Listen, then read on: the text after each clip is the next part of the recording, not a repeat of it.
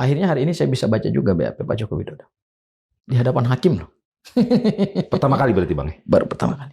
Kami melihat bahwa perkara ini bukan menguji asli tidaknya ijazah Pak Joko Widodo. Nggak menjelaskan sama sekali terkait dengan bagaimana dia mendapatkan ijazah itu dari UGM. Titik tekannya lebih kepada pencemaran nama baik dan fitnah. Ijazah Pak Jokowi itu adalah ijazah analog. Dian Sandi itu mungkin mengambil foto, kemudian diupload. Lalu dalam keterangan BAP Pak Jokowi katakan bahwa saya tidak tahu bagaimana mereka memoto ijazah saya. Dari 148 saksi yang diperiksa dalam forum pra-peradilan, ternyata nggak ada satupun saksi yang melihat bahwa Mas Roy itu meretas dokumen elektronik, mencuri dokumen elektronik. Ya, mungkin dari komputernya Dian Sandi, device-nya Pak Joko Widodo. Strategi ini Bang Mardi tidak pernah disangka oleh tim hukumnya Pak Jokowi juga. Kami ingin menguji satu persatu pasal. Kalau pasal 32 dikeluarkan tentu tidak ada lagi dalam surat dakwaan. Kalau 35 digugurkan berarti tidak ada lagi dalam surat dakwaan. Kalau 310, 311 digugurkan berarti Mas Roy kan punya hak hukum untuk melawan balik Pak Jokowi. Bisa dilaporkan balik. Kalau tidak disusupkan pasal 32 dan 35, nggak akan ada pernah peristiwa tanggal 19 Juni 2026 ketika Mas Roy jam 7 pagi harus dijemput paksa di rumahnya. Bu Tifa pada saat itu mau sidang promosi doktor di Fakultas Kedokteran Universitas Indonesia untuk S3, itu tidak mungkin akan dijemput pagi-pagi itu kalau tidak ada landasan pasal 32 dan pasal 35. Nah, ini yang kami uji Bang Mardi.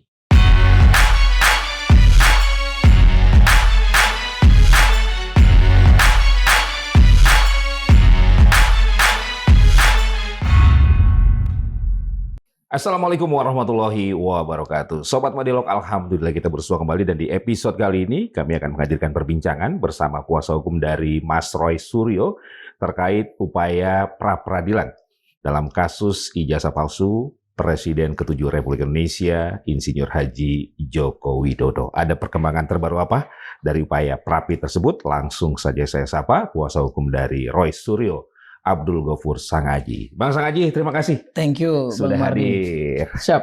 Ada update apa dari pra-pi?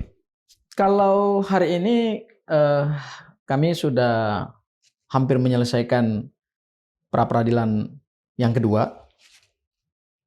Pembuktian dari kami juga sudah selesai. Pemeriksaan 4 saksi, 1 ahli.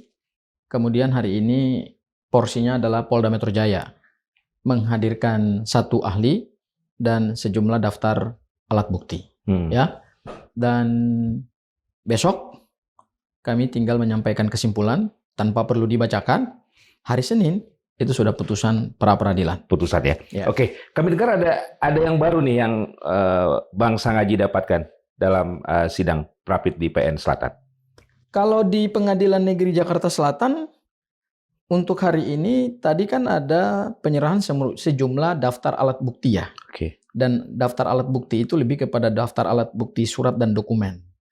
Kebetulan dalam daftar alat bukti dokumen itu salah satu yang tadi saya baca secara detail, dan saya kepo juga gitu ya, baru saya lihat juga hari ini, yaitu berita acara pemeriksaan Presiden Joko Widodo. BAP-nya Pak Jokowi? BAP-nya Joko Widodo. Karena tadi diserahkan kepada kami dan saya baca di hadapan hakim, ya kan, saya baca secara teliti, ada BAP awal dan ada BAP tambahan. Mungkin BAP tambahan itu setelah berkas dinyatakan P19 oleh jaksa penuntut umum ya, atau jaksa peneliti ya. Dan tadi saya baca. BAP. Berapa halaman Bang? BAP Pak Jokowi? Ya lumayan tebal sih, ada mungkin ratusan halaman lah. Oke, substansi apa yang Bang Sangaji dapatkan dari BAP Pak Jokowi? Di BAP Pak Jokowi itu sebetulnya Pak Jokowi lebih menekankan kepada cerita beliau terkait perbuatannya Mas Roy, meneliti ijazah beliau, ya, dari forum televisi ke forum televisi, kemudian dari forum-forum podcast, kemudian juga aktivitas Bu Tifa dalam menganalisis ijazah Pak Jokowi, kemudian juga aktivitas Rismon Hasyolan Sianipar dalam meneliti ijazah Pak Jokowi juga, yang disebut itu adalah perbuatan-perbuatan fitnah dan pencemaran nama baik. Ada juga BAP terkait pernyataan dari Pak Rizal Fadila, Bu Kurnia Triroyani, ya. Dan intinya BAP Pak Joko Widodo itu justru lebih menekankan pada gambaran beliau terhadap peristiwa dugaan pencemaran dan fitnah. Tidak menyentuh objek pokoknya, ijazahnya. Ya, jadi saya kira sebenarnya ini yang akan diuji dalam persidangan nanti ya. Tapi mungkin saya highlight saja yang secara garis besar. Terkait dengan ijazah Pak Jokowi itu justru hanya beberapa pertanyaan dan jawaban dari Pak Jokowi, dan jawabannya tidak banyak. Jawabannya hanya simpel-simpel saja. Misalnya tadi saya baca juga di BAP Pak Jokowi ada pertanyaan, apakah ijazah Pak Jokowi asli? Beliau sampaikan asli karena sudah diakui UGM, sudah diakui rektor, sudah diakui wakil rektor, dekan Fakultas Kehutanan UGM. Kemudian ada pertanyaan berkaitan dengan penulisan skripsi. Beliau katanya menulis skripsi pakai mesin tik. Dan mesin tik itu pada saat penyerahan tersangka dan barang bukti, Bang Mardi, kami lihat juga, kami buka juga mesin tiknya. Mesin tik, ya zaman dulu lah ya. Mungkin itulah yang dikatakan mesin tiknya yang digunakan oleh Pak Jokowi untuk menulis skripsi gitu. Dan ada juga pertanyaan seputaran skripsi ya. Lembar pengesahan itu katanya dia cetak di percetakan perdana, tapi ditanya apakah Pak Jokowi ingat percetakan perdana di mana, beliau lupa katanya. Dalam BAP-nya beliau menyatakan lupa. Hanya itu yang dia dijelaskan. Nah, ada satu lagi yang dijelaskan oleh Pak Jokowi bahwa Pak Jokowi itu dosen pembimbing skripsinya adalah Profesor Ahmad Sumitro. Jadi bolak-balik itu bukan dengan Pak Kasmujo. Dalam BAP-nya beliau menceritakan bolak-balik itu dengan Prof Sumitro. Jadi ini agak beda dengan keterangan waktu di UGM itu ya, yang justru Prismon sampai datang ke mana? Ke tempatnya Pak Kasmujo ya, bersama seorang podcaster namanya itulah ya. Ya ternyata dalam BAP-nya Pak Jokowi justru lebih menceritakan bolak-balik itu dengan Pak Profesor Sumitro. Itu Ahmad Sumitro. Beda dengan yang sebenarnya pada saat kita tonton dari UGM ya, pada saat yang sekarang kan suka viral itu kan potongan-potongan pernyataan Pak Jokowi. Tapi dari BAP Pak Jokowi secara substansi tidak banyak mengungkapkan mengenai objek pokok ijazahnya. Enggak. Lebih banyak menekankan pada peristiwa pidana. Kalau saya bilang mungkin BAP-nya seperti ya sudah disiapkan kali ya. Banyak sekali. Jadi penjelasannya itu pada menit sekian, Mas Roy ngomong ini pada menit sekian, Rismon ngomong ini pada menit sekian, Bu Tifa ngomong ini pada menit sekian, Pak Bu Kurnia ngomong ini, Pak Rizal Fadila ngomong ini, lebih pada peristiwa pencemaran nama baik dan fitnah. Nggak menjelaskan sama sekali tentang proses perkuliahan beliau. Nggak menjelaskan sama sekali terkait dengan bagaimana dia mendapatkan ijazah itu dari UGM. Ya masih seputaran pencemaran nama baik lah. Termasuk tidak mendalam soal keabsahan dari ijazah itu. Ya hanya dikatakan oleh Pak Jokowi ijazah saya asli karena diakui UGM. Itu aja. Jadi dia sendiri mengatakan bahwa ijazah saya asli karena UGM mengakuinya gitu. Sebatas itu? Sebatas itu. Tidak ada penjelasan soal proses akademik atau riwayat pendidikan, proses akademiknya? Ya, justru yang saya lihat, tadi juga saya baca BAP-nya Pak Kasmujo ya. BAP Kasmujo ya. Sebenarnya saya nggak mau, mungkin lebih detail ya, biarkan ini jadi fakta persidangan gitu ya. Nah, tapi intinya seperti itu. Saya nggak mau membuka materi itu ya, karena itu materi persidangan. Nah, itulah yang kemudian menjadi alasan kenapa kami mengajukan pra-peradilan ini. Bang Mardi. Karena kami melihat bahwa perkara ini titik tekannya lebih kepada pencemaran nama baik dan fitnah. Bukan menguji asli tidaknya ijazah Pak Joko Widodo. Itu tercermin dari BAP-nya Pak Jokowi tadi itu? Iya.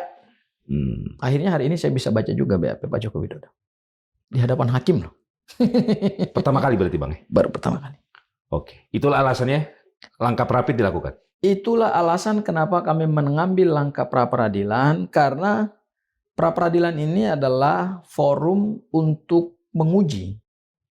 Ya, kalau pada pra-peradilan pertama, kami menguji keabsahan dari penangkapan, penahanan, penggeledahan, kita sebut sebagai upaya paksa, dan kami sudah memenangkan pra peradilan itu, ya, hakim tunggal menyatakan bahwa penangkapan penahanan yang luar biasa diglorifikasikan oleh media, ya kan, bahkan saya lihat mungkin itu jadi tekanan personal yang luar biasa juga, tekanan batin yang personal, sangat sangat kita bisa merasakan bagaimana disorot media gitu ya, secara tidak layak gitu.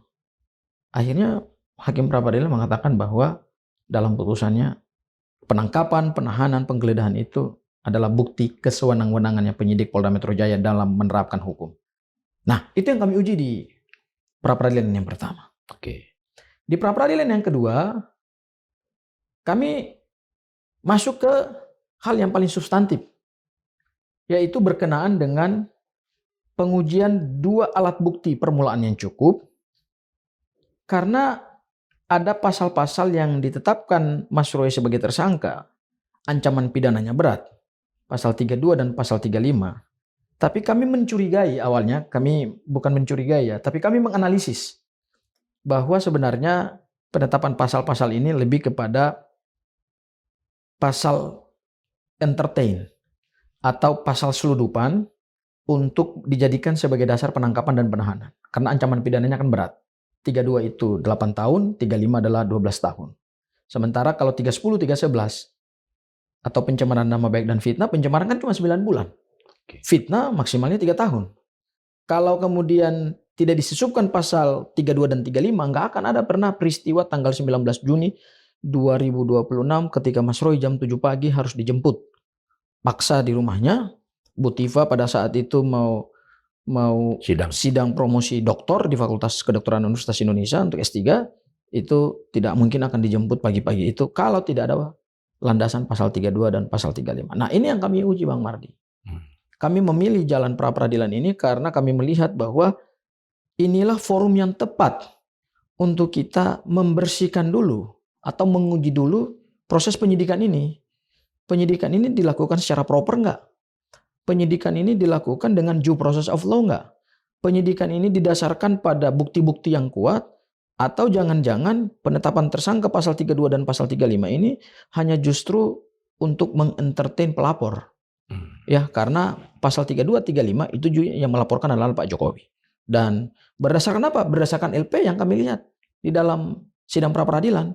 Jadi ada dokumen-dokumen yang dibuka oleh penyidik kepada kami, salah satunya adalah LP-nya Pak Jokowi. Disitulah kami bisa melihat bahwa oh ternyata 32, 35 ini justru yang melaporkan Pak Joko Widodo. Jadi tidak tepat kalau ada yang mengatakan bahwa oh Pak Jokowi hanya melaporkan peristiwa, tidak melaporkan orang. Loh, ada orang yang dilaporkan.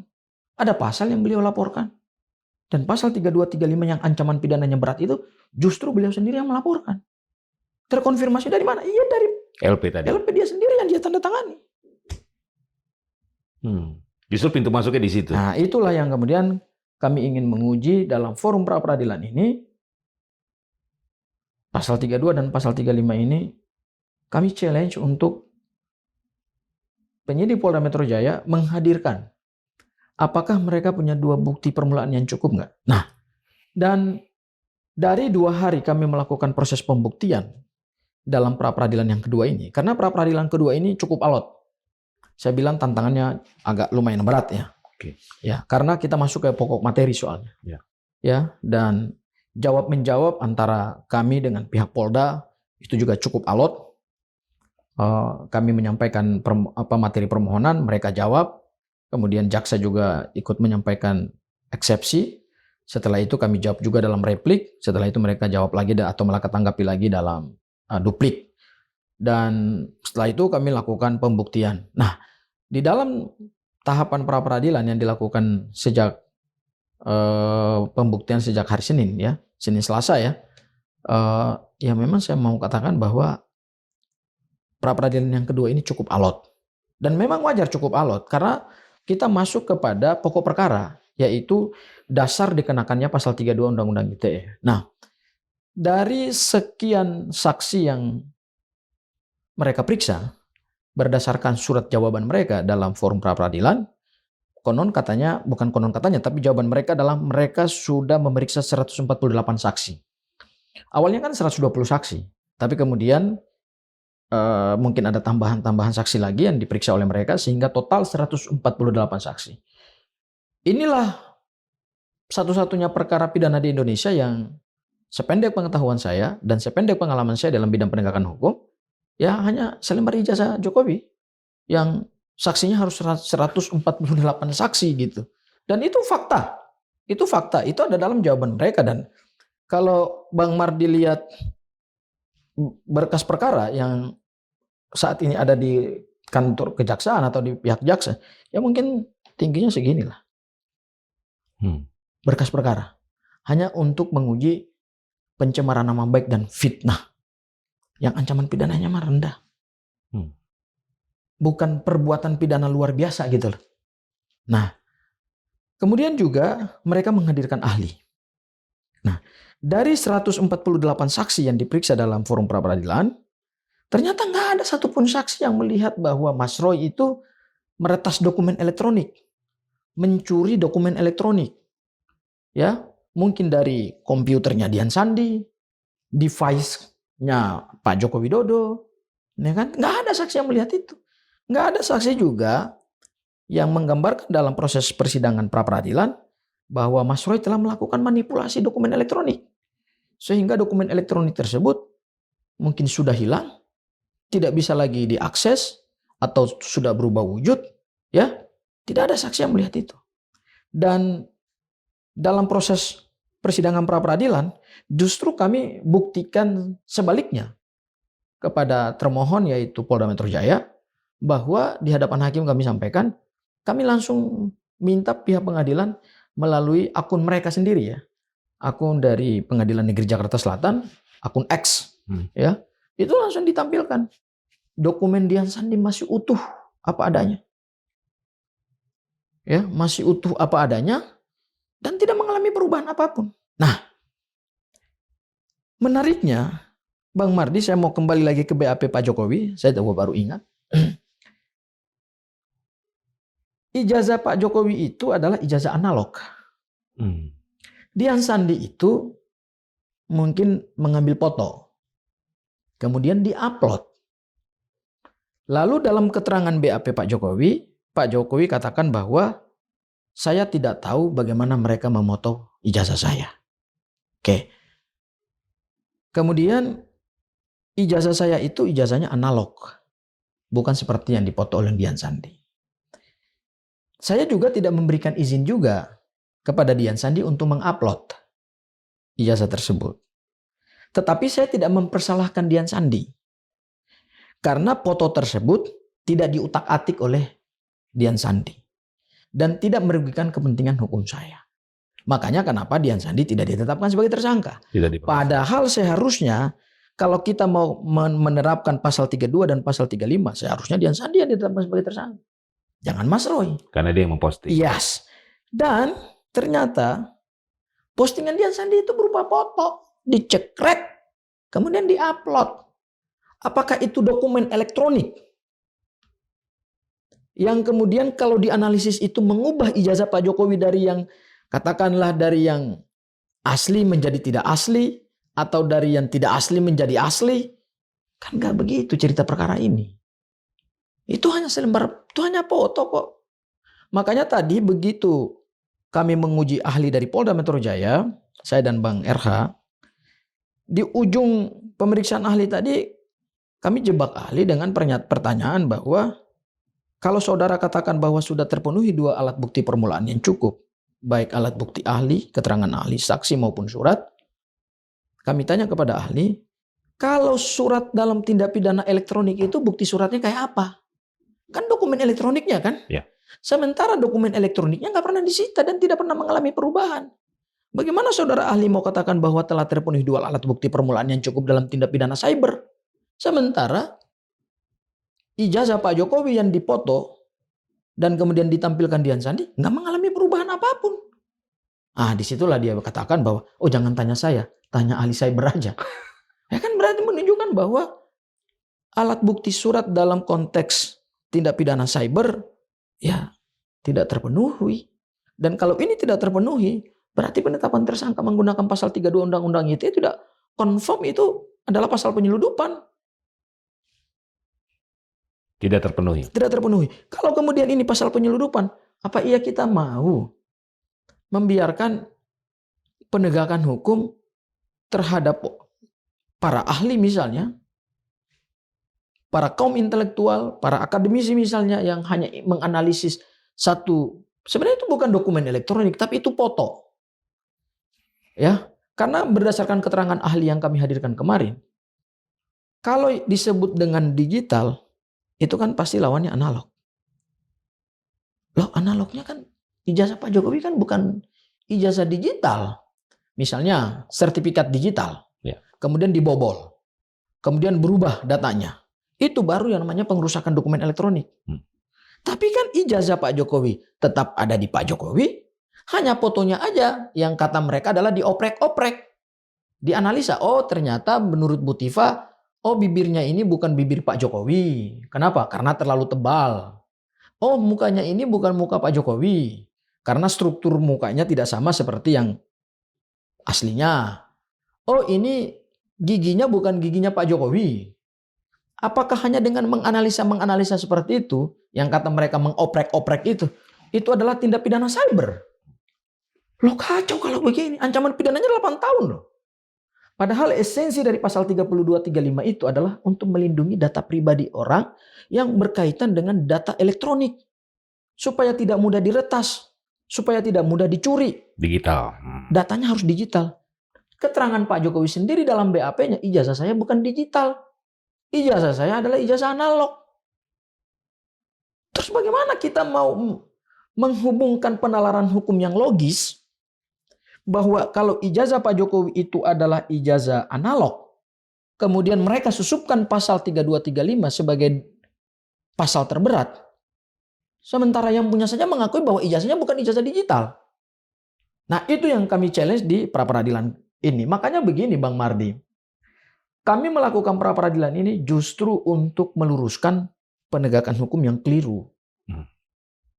Kami tidak menghindari pokok perkara. Tetapi sebelum kita uji pokok perkara, kita uji dulu nih, Anda punya nggak alat bukti yang cukup? Jangan sampai selalu aparat penegak hukum itu atas dasar kewenangannya, siapa saja dijadikan sebagai saksi. Misalnya, orang ini melihat ada pemukulan. Tapi ada peristiwa pidana lain, pembunuhan. Terus dipaksa untuk bersaksi soal pembunuhan. Ini kan pelanggaran hukum. Seperti misalnya dalam kasus ini, orang diperiksa untuk menerangkan soal pencemaran nama baik dan fitnah. Tapi kemudian harus diminta keterangan bahwa telah terjadi tindak pidana cyber. Sementara mereka sendiri tidak mengerti apa itu tindak pidana cyber. Saksinya aja nggak paham. Contoh, kemarin kami periksa 4 orang saksi. Dan saksinya itu diperiksa dalam pokok perkara ya. Seorang podcaster yang dokumennya itu, dokumen dia Sandi, dianalisis di podcastnya beliau. Dan dari podcastnya beliau itu, Mas Rudi ditetapkan sebagai tersangka. Beliau sendiri kami tanya, apakah penyidik pernah nggak menyita data elektronik yang saudara punya? Enggak. Apakah saudara setelah podcast dengan Mas Roy menganalisis ijazah Pak Jokowi dari akun X-nya Dian Sandi, kemudian ada nggak device saudara disita oleh Polda Metro Jaya? Nggak ada. Apakah pernah nggak saudara melihat bahwa Roy Suryo itu melakukan manipulasi data? Nggak ada. Terus bagaimana kita mau mempertanggungjawabkan penegakan hukum dengan menetapkan tersangka dengan pasal 32 dan pasal 35? Ini kan, mohon maaf ya, ini kan pelanggaran hukum, Bang Sangaji, dari prapit gitu. yang kedua, Bang Sangaji melihat ini akan terpatahkan pengenaan pasal 3235 tadi itu.